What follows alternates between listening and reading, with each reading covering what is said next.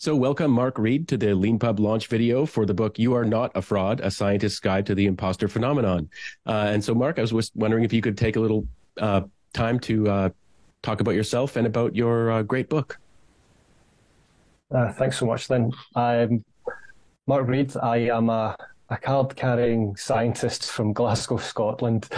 I have grown up largely within the world of academia. I run a research team in the chemistry department at my University of Strathclyde, and gone through what looks on the surface like quite a traditional academic career path. And in later years, I've started to look at more entrepreneurial projects.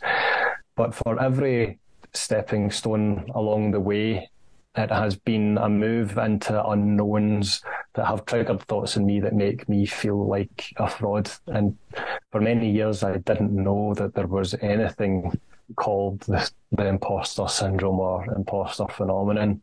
And it was after several years of reflecting on this secretly that I turned those secret thoughts and a journal into some research of my own. And after many years of doing all of that, it became what is now the book, "You Are Not a Fraud." It is a really great book. And one of the things I thought that made me, just for the sake of this short interview, was for people who maybe are discovering this through searching for it and things like that, what are some of the techniques you've used yourself to overcome might be the wrong word, but to just live a life when you do have these thoughts coming through your head, even as you succeed, step after step after step in your career? Yeah, right. Well, even in passing, you've mentioned one of those tools, which is to realise that overcoming it or curing it or smashing it is the wrong way to go about it, because you're setting yourself up for disappointment. Feeling like an imposter will come back again and again whenever you tackle the next job, the next ambition, the next career, because by its very nature, it will be the unknown for you and will make you feel like you don't know enough, that everyone's better than you, that you are the fraud in the room waiting to be found out.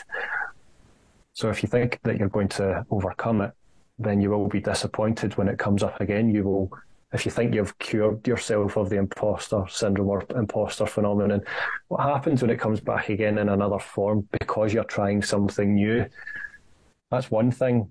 The second thing along similar lines is to realise that feeling like an imposter is not a syndrome, to be careful with the language. And as I write about in the book, there's good reason why you can think about this in other terms, like why using the word phenomenon is better than the word syndrome, because a long story short, this is all part of the human condition. It's a very normal experience. It's not one that is diagnosable as a disease.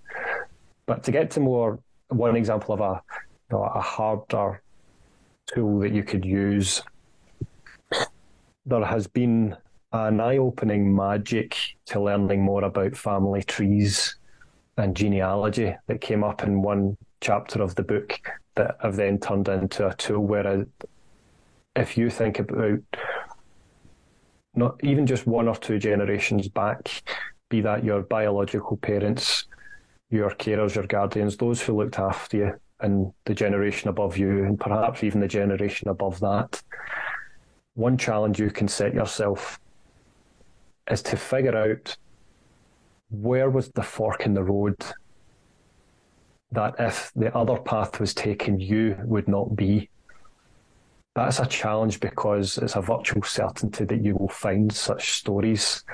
And all of that leads to the grander picture of realising that there are ways to calculate just how ridiculous it is that any of us are ever alive, which was one of the biggest pennies to drop for me, was to go through that exercise of looking at family trees and realise how unlikely it is that anything leads to your little branch. And all of that has given me the experience of realising that because it's so ridiculous, there is no time to waste. There's so much that you can do and should do, because the privilege is that you've rolled two dice with 1 trillion sides and got the same number on both dice. Yeah, that's a really fascinating sort of device that I think I sort of, when I was researching for our podcast interview that we sort of just concluded before we did this launch interview, that you talk about it. So one of the many devices that you can use to sort of like get yourself, when you find yourself, and as you say, you might not ever find yourself in a situation where you'll never fall into that pattern of thinking again. But one way to get yourself out of it is to think, hold on, how unlikely it is that I would ever be in this situation in the first place. And so if you find yourself being really negative about like, oh, why am I not in this other circumstance? It's like, you should probably be in some sense very joyful that you are in the circumstance that you're already in, or even just sort of amazed that you're there. And this can be a way of kind of popping yourself out of a kind of negative kind of thought pattern. For sure. And it's not to say that external factors don't exist and that they can't work against you. It's simply a way to say, focus on what is in your control. Mm-hmm. There's so little chance that you are here, is that we'll focus all your energy on the things that are in your control to change while you've got time to change anything. And if you enjoyed these little nuggets in this sort of short launch video, there's like way more in the book, so many interesting things. And Mark is very generous with talking about his own experience and his own, speaking of genealogy, his own family background and things like that, and the things that brought him to the sort of circumstances of his own life and career path. And it's great. Just before I let you go, in addition to the book being available in sort of ebook format on Leanpub, everyone can see you've got sort of paperback and hardback versions as well. Where is it that they can go to find those? Yeah, so I've got the hardback version here. I've slowly but surely been trying to expand the distribution. So from Leanpub, we could export the brand-free formatted PDFs that I've since made available as the Kindle ebook on Amazon. The paperback is available there, as is the hardback. I've now been using other platforms like Ingram Spark to create wider distribution for the hardback. So, for example, that's how I've managed to get this version that's got the dust jacket and so on. But it's all started from Leanpub, and it's been slowly working its way out from there. Well, that's so fantastic to hear. Congratulations on the book. And for anyone interested, I mean, just Google it. You'll find it. You'll find lots of places to buy it. Buy it on Leanpub first. Mark will make more money from that. But if you really want paperback or hardback, you can find that too. So thank you very much, Mark, for being on this launch video. My pleasure. Thanks so much, Lynn.